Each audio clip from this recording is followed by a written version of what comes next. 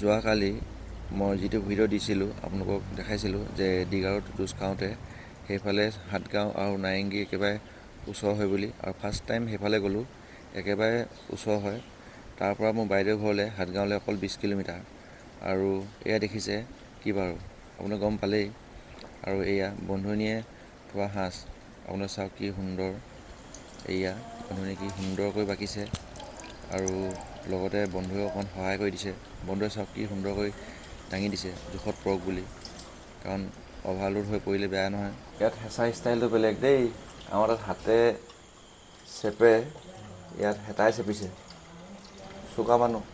আৰু এটা কথা, আজিকালি গুৱাহাটীখন আমাৰ ঘৰৰ ওচৰলৈ যেন আহিলে তেনেকুৱা লাগিছে, কাৰণ হাইৱেটো 4 লেন হৈ গ'ল গহপুৰৰ পৰা, ফাই ৰাস্তা। আৰু যিহেতু আমাৰ কামবোৰ সোনকালে হৈ গ'ল, আৰু সেইকাৰণে আমি গুচি আহিলোঁ, থাকিব মন নগ'ল আৰু, কাৰণ এদিনৰ কাম আছিলে। আৰু সেইকাৰণে বাইদেউৰ ঘৰত সোমাই মেলি গা পা ধুই মেলি ওলাই দিলোঁ আৰু। বন্ধু এয়া লৈছোঁ আৰু যি পাইছে আৰু দেই, ইমান ৰাতিখন যে উলিয়াই দিছে, ওলালেহি যে বহুত বহুত ধন্যবাদ আৰু 11:45 তাকে ধৰক আৰু। কেনেকুৱা পাইছে বা? বহুত ধুনীয়াও, ঢলপুৰ দা ধৰা সাজ ইয়াৰ সোৱাদেই বেলেগচোন। টেষ্টি। আৰু এইটো হ'ল মাছৰ, এইটো মাছৰ কণী, মাছৰ কণী কিচিক কিচিক কৰিছে, বৰ মজা।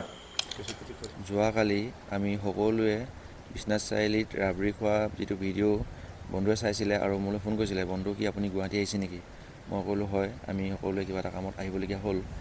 তেতিয়া তেওঁ কৈছিলে লগ কৰি যাব পাৰিলে হয়। মই ক'লোঁ ইমাৰ্জেঞ্চি আহিবলগীয়া হ'ল, ঘূৰি গ'লে মই আপোনাক ফোন কৰিম। আৰু সেইকাৰণে যিহেতু আমি থকা ডিচিশ্যন নকৰিলোঁ, তাৰপৰা ওলাই দিওঁতে তেওঁলৈ ফোন কৰিলোঁ যে বন্ধু আমি ওলাইছোঁ। তেওঁ ক'লে যে মানে তেওঁৰ ঘৰত সোমাই যাব ক'লে, আৰু সেইকাৰণে কথা ৰাখিলোঁ আৰু, কাৰণ তেওঁ হৈছে লোকনাথ, তেওঁ হৈছে ভগৱান, নহয় জানো? ভগৱানৰ দৰ্শন কৰোঁ বুলি ভাবিলোঁ। বৰ ধুনীয়াকৈ তেওঁবিলাক বনালে, আৰু তেওঁ বনোৱা মেলাত বহুত ভাল। হাঁহ মাংস বহুত ধুনীয়া বনায়, আৰু কচু শাকটোও বৰ ধুনীয়া বনায়। আৰু এনেকৈ আমি ল'লোঁ, ৰাতি তেওঁলোকক আমনি কৰিলোঁ আৰু, বন্ধুৱে যাতে দায়িত্ব নধৰে। বন্ধুনীয়ে খোৱাৰ শেষৰ পাছত ইমান ধুনীয়াকৈ বাচন বৰ্তন ধুই ৰাখিছে, ধন্যবাদ।